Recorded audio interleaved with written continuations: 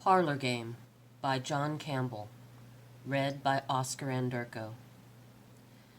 Mary slumped into the worn leather armchair by the electric fire and stared dissolutely at the wavering imitation flames licking the equally imitation logs. She felt completely exhausted, utterly drained, physically, emotionally, and spiritually. Her tearing blue eyes strayed once more from the mockingly dancing flames to the open book on her lap, hovered unseeingly for the briefest moment, and strayed back again. In a sudden fit of overwhelming frustration, she hurled the book to the floor and sobbed. Body-racking sobs, gut-wrenching sobs, silent and ineffective sobs, like herself. It had been some 6 months since her arrival at the small teaching hospital. Her mother had suggested the career, saying that it would be good for her self-esteem, help her to overcome her debilitating shyness. It would be a perfect opportunity to get away from her surroundings, make a fresh start somewhere far away from the mindless bullies who had plagued her since childhood, a chance to make new friends. So she had filled in the forms, attended the interviews, smiled her best smiles, said all the right things as prompted, and now here she was, miles away from home, friendless. Oh, how she wished she could be like Susan, life and soul of the party, outgoing to the point of over the top, always the center of attention and never short of male companions. How she loathed her own timidity, the total lack of personality and femininity, the dark loneliness forever lurking beneath the crusted surface of calmness she struggled to maintain.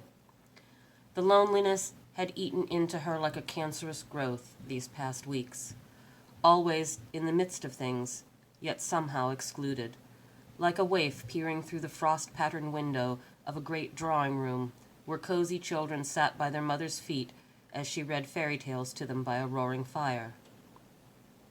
Had her mother ever read to her? Outwardly she maintained an air of calm detachment, wore her cloak of invincibility, but inwardly she seethed and simmered and raged at the unfairness of it all.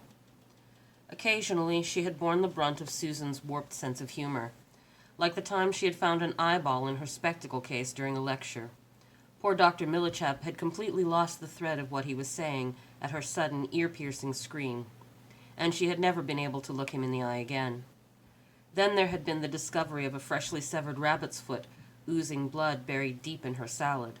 A strict vegetarian, she had nearly thrown up all over the table, and had fled the dining hall in tears. The toilets echoed her retching for more than an hour. And so it had been with mixed feelings that she had accepted Susan's last-minute invitation to a special Halloween party to be held in the main hall at 11:30 that night. The hall was already filled when she arrived, and she edged her way through the throngs of students, clustered in small groups, chatting and gesturing animatedly. She noted with surprise that Susan was not amongst them.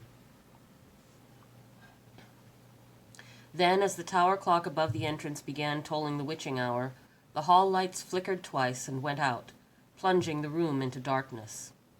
As the final stroke struck, a disembodied torch snapped on from behind the stage curtain, wavered, and cast arcs of light left and right, up and down, through the flimsy material before taking up position at the center. There was a rustling of drapery as a figure clad in a luminous skeleton costume complete with glowing mask stepped through and took up position center stage. "Hello, fellow creatures of the night," cackled the unmistakable voice of Susan. "So glad you could all make it to my little soiree. Now listen carefully, everyone. We're going to play a little game I've invented. I call it Hunt the Ghost. The rules are quite simple. I play the part of the ghost, and I shall hide somewhere in the building. All you have to do is find me. Oh, and by the way, all the lights in this part of the building are off, and there's no use in your trying to turn them on again, as I have taken out the fuses and have them in my pocket. Bye!" With a final fit of cackling, the torch clicked off, and she was gone. "Oh, well, we'd better humor her, I suppose," muttered a disembodied voice. "Otherwise, we'll never get the bloody lights on again." Amidst much muttering, chuntering, and grumbling, with a few colorful curses thrown in, just for good measure, everyone began shuffling hesitantly toward the entrance, now dimly visible as enterprising hands held aloft a glimmering match or flickering lighter. Slowly, bodies filed out into the corridor to the sound of further cursing, broken by the occasional giggle. "If we split up into groups, it'll make things easier," yelled another disembodied voice. "We can go in different directions, and we're bound to find her faster that way." So it was that Mary found herself with two anonymous partners playing Hunt the Ghost. They stumbled along corridors, shuffled through entrances dimly lit by the greenish glow of fire exit signs, until at length, after nearly an hour of fruitless searching, they were becoming increasingly irritable, and so was she. 15 minutes later they gave it up as a lost cause, and she was left to grope her way uncertainly to her room. Surprisingly, she found it without too much difficulty, and once inside undressed quickly. Tired beyond belief now, but following the instructions of a childhood built on firmness, she shuffled to the wardrobe to put her dress away. As she fumbled clumsily for a coat hanger, her fingers touched something cold, hard, and clammy. Instinctively she lurched backwards as something toppled against her, slid along her shoulder, and landed heavily on the uncarpeted wooden floor. In an all-consuming blind panic she turned to run, her heart racing wildly, a half-formed scream rising from her lungs. A click, and the bright beam of a torch dazzled her as she came face to face with the figure of the ghost. "Do you like my little surprise, dear?" cackled Susan as she swept the beam of light down to settle on the object lying spread-eagle on the floor. It wasn't until mid-morning break that Mary's absence was noted, and then someone commented that Susan hadn't been seen either.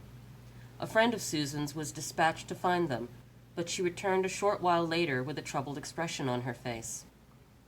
"What's the matter, Linda?" asked someone. "I'm not sure that anything is the matter, really," she answered in an unconvincing and tremulous voice.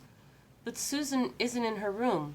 Her bed hasn't even been slept in, and there's the most awful noise coming from Mary's room.